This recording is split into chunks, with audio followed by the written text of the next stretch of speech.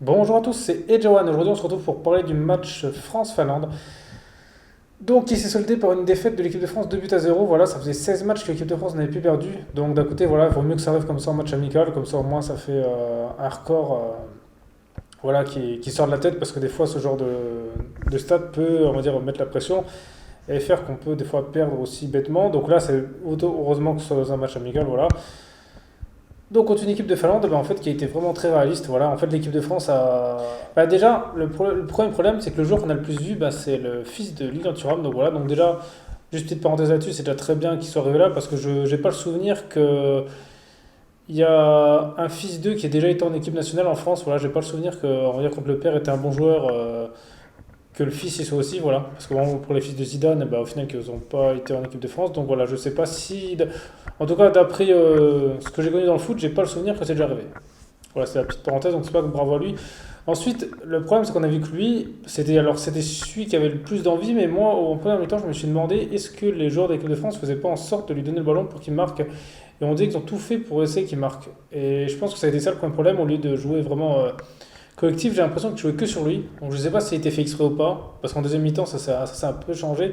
Et si c'est ça, en fait, je trouve que c'est peut-être un peu à cause de ça qu'ils n'ont pas réussi à concrétiser leurs occasions, parce en première mi-temps, ils ont quand même pas mal dominé le match, dans les 25 premières minutes.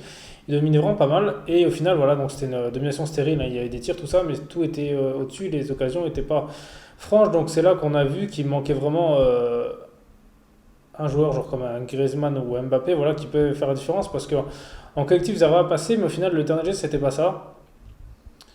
Voilà, il y a eu quelques occasions, voilà, mais bon, en général, il n'y a rien eu vraiment de super dangereux, quoi. Vraiment, voilà, c'était des frappes pas forcément super dangereuses.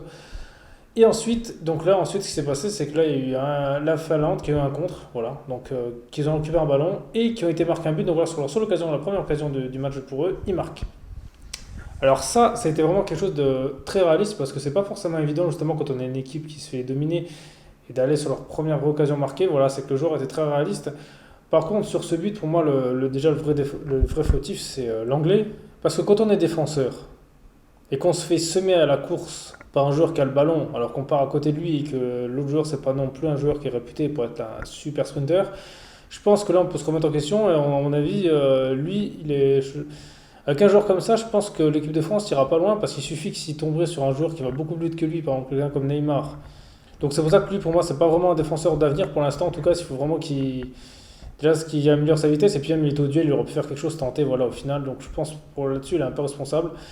Donc voilà, en tout cas, bravo à la Finlande d'avoir mis ce premier but. Et le deuxième but a été vraiment magnifique. Donc le deuxième but, c'était vraiment une belle frappe de loin. Alors ça, c'était vraiment un super but.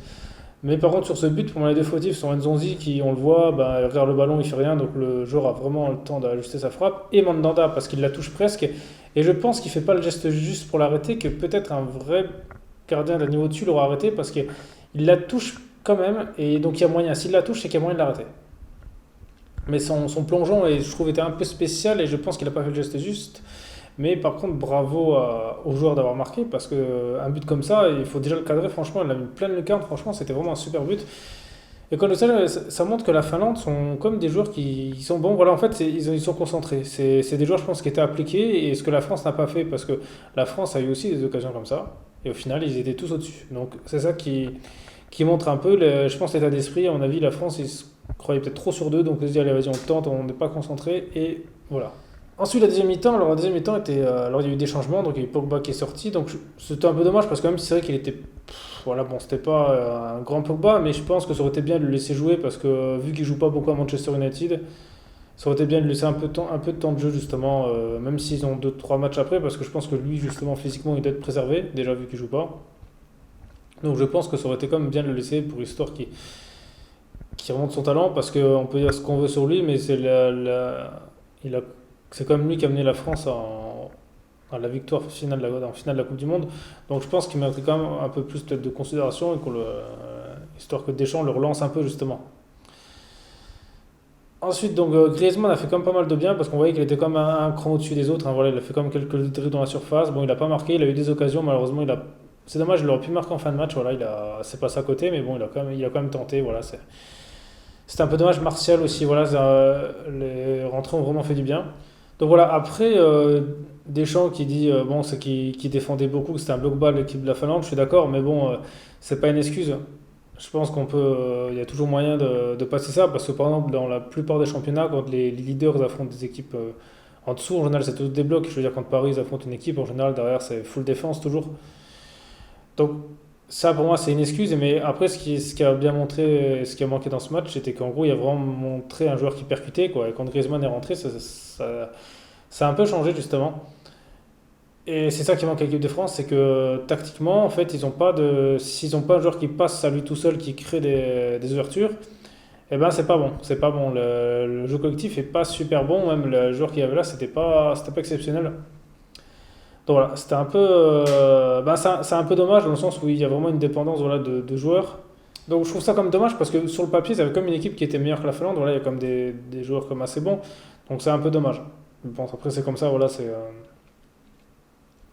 on va dire que c'est qu'un match amical, même si c'est vrai que les matchs amicaux, voilà, ça compte pour l'indice UEFA, mais bon, après tant pis, voilà, puis au moins c'est bien pour la Finlande, voilà, ça a dû les remotiver. Mais bon, si par exemple ils jouent comme ça contre le Portugal ou la Suède, là, c'est sûr qu'en Ligue des Nations, je pense que ça va leur faire des dégâts, donc à mon avis, ça va. De toute façon, l'équipe a bien tourné, donc même s'il y a beaucoup de blessés, je pense que peut-être Mbappé sera de retour, vu il était il était pas sur la feuille du match, mais il était comme présent, donc on verra. On verra où ça en est parce que là, avec l'équipe là, c'est que l'équipe de France, ils ont vraiment du mal à finir premier de Ligue des Nations s'ils rejouent comme ça. Mais bon, après, on sait jamais, hein. Des fois, il suffit. Des fois, dans un match, plus les matchs internationaux, c'est encore plus des fois serré que les matchs, on va dire, en club. Parce que là, qui aurait parié sur une victoire de la Finlande? Parce que je veux dire, à part leurs deux occasions, sinon, il y a pas eu grand-chose. Voilà, ils ont été réalistes sur deux. Mais voilà, le foot de haut niveau, c'est ça en fait. Ça joue vraiment sur des détails. Et c'est pour ça que là, quand on voit ça, on se dit toujours qu'il faut vraiment. Chaque occasion, voilà, il faut tenter de la marquer. Il faut peut-être un peu un manque de suffisance, c'est peut-être ça qui leur a coûté le match. Mais bon, après voilà, c'est comme ça. De toute façon, là, moi je pense que ça va un peu les bouger parce que quand on perd pas depuis 16 matchs et qu'on prend sa première défaite, en plus bêtement, je pense que ça va vraiment les réveiller. Et au prochain match, il y a des chances qui corrigent le tir. Donc voilà, donc sinon à vous, dites-moi ce que vous avez pensé de ce match, voilà, est-ce qu'il y a des choses que je n'ai pas dit, ou des choses que j'ai dit que vous n'êtes pas d'accord, voilà. Ce que vous avez pensé vraiment des débuts du fils de Lilian Thuram, voilà, des choses comme ça. Et sinon, merci à tous d'avoir regardé cette vidéo. C'était Edge One. On se retrouve très vite pour une prochaine vidéo.